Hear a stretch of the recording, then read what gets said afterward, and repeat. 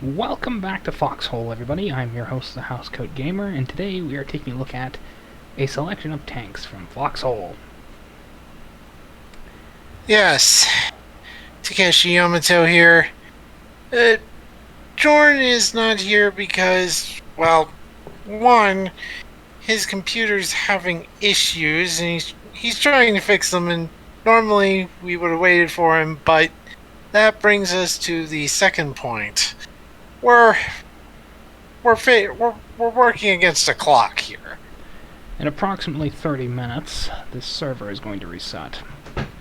And And I've that spent means, a lot of time getting these things made. So, yeah.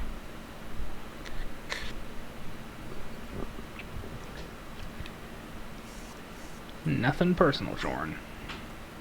So, we have tanks. Yeah.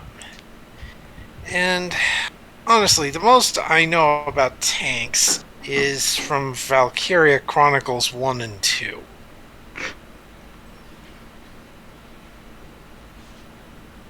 Or, or some of the old. Or from when I was a kid and I played around with micro machines. I had a fair amount of collection of various modern tanks. And planes and boats.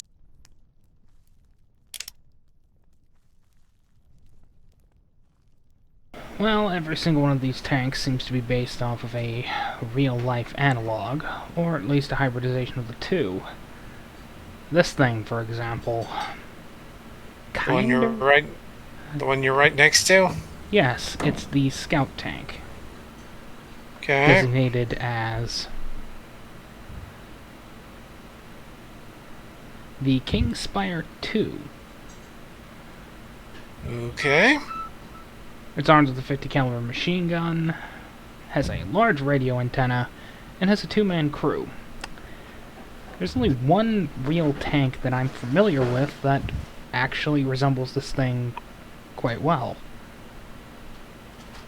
The Huh. PZ-1. PZ1?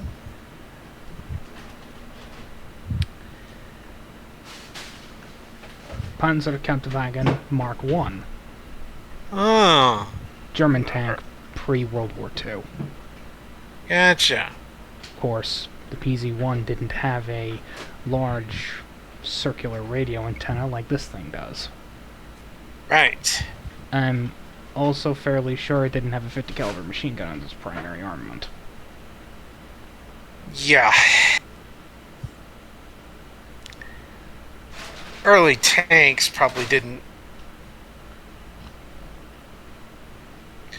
Early tanks probably didn't have that. Didn't have much in the way of armaments. They were probably more like, well, they were either recon vehicles or they were glorified APCs. Not exactly. The original tank had two sponson-mounted weapons. Depends on the subtype. Male tanks had guns, huge naval rifles, while Huh. female tanks had machine guns only. Huh.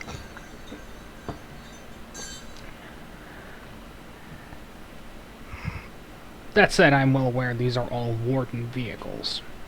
I'm not willing to deal with the colonial side of things. Right. This thing, the next largest tank, is the King Gallant Mark II, which has elements of another German tank, the PZ-2. Panzerkampfwagen Mark II. Exactly. Of course, there are also elements of Soviet design in here. The Right. turrets are rather offset, similar to the T-26, I think. Right. There were quite a few oddballs in those years. It's armed with a 30mm cannon and, well, I hate to say this, but it's a light tank. Not exactly good for anything except making infantry want to duck for cover. Right. This thing is the bread and butter tank. It's a light tank, but it's not German. In fact, I believe it's more French.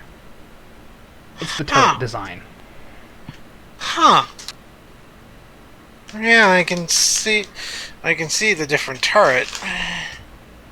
Also some hull differences. It's the Divot Mark III. Of course, this most likely result is designed after a much different French tank. I believe it's a Renault model, I think. Oh,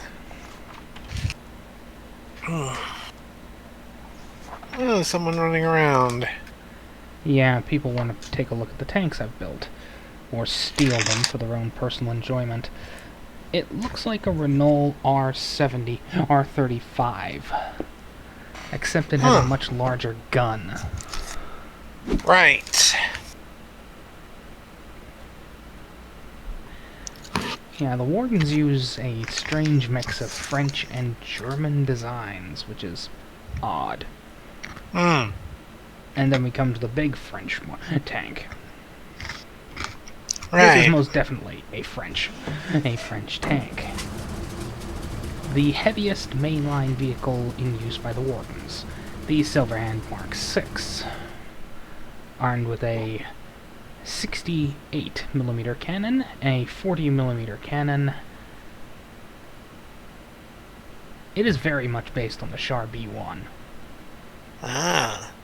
68mm, huh? Yeah. It seems a few millimeters were exchanged between the guns. The B1's gun was I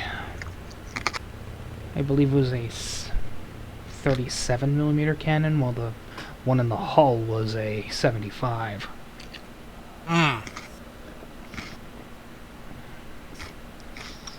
Yeah, the interwar years were very strange when it came to tanks. Yeah. Yeah, vehicles, ambulances, transports. Don't ask what happened to that one. Yow. But yeah, you might notice a bit of a pattern. All of these things seem to be based off of French vehicles, with a few minor exceptions.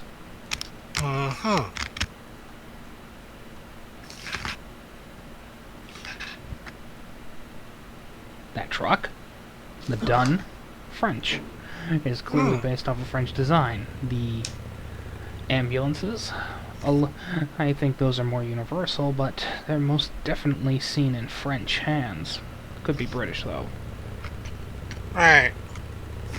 That is most definitely a French-style armored car. Yeah. And that... French. French, nothing but French. Of course, there are other tanks in use with the Wardens, which I'm not going to be able to get to today. Right. Gee, I wonder why. Well, 1, the server reset. 2, the materials for making... 2, as we've figured out from previous attempts at this, the materials for making these things take forever to refine. It took me 2.5 hours just to get the materials for these 4 tanks. And these are the lightest tanks available. Oof. The Gallant, Spire,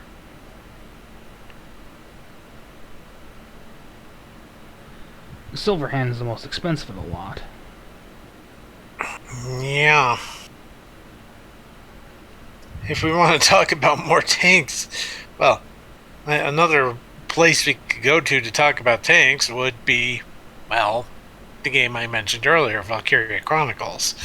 Yeah, I suspect those people don't exactly know how tanks actually work. Fair enough, but You gotta admit they have some nice looking tanks. Rule of cool does not always apply to real life.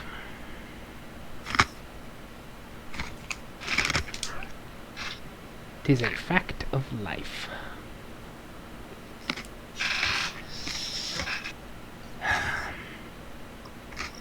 But yeah, this is gonna have to be cut short. Due quite simply to the fact that the server's about to reset. And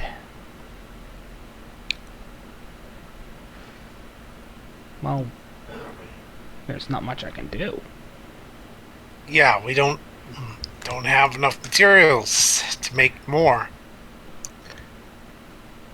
Sure, there are half tracks. Some of those are Germanic, but there's just not much I can do. I have neither the materials nor the time.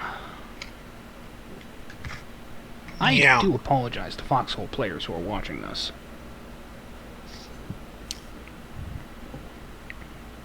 Sometimes it's not just in Foxhole, but in any situation. Sometimes circumstances beyond your control screw you over. And this is most definitely screwing me over.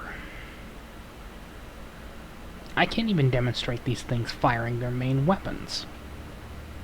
Primarily due to the fact that, well, we are in a training area. Right, and these things probably can't shoot in a training area. No, I just haven't made the ammunition. I could have, but I chose not to. Right.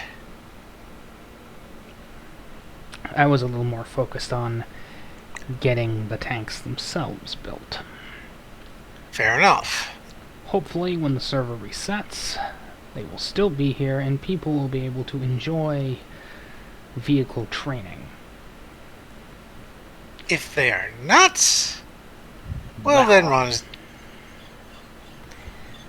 is going to probably first tear his hair out, and second start doing everything all over again. Presuming I have any hair on my head to begin with.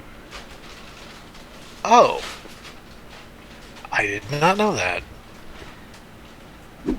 The state of the hair on my scalp, or lack thereof, is entirely inconsequential. Fair enough. For now, though, I hate to say this, but this is going to be a short podcast. Yep. I just wish there was something I could do about that. Yep, that's fair enough. Next time, I'll actually spend a few more hours building more getting everything done. Or doubling up on the refinement, who knows, who cares. So we can actually get Jorn in here and do something about it. Yep. I do apologize. Yep. See you then. Housecoat Gaming signing off.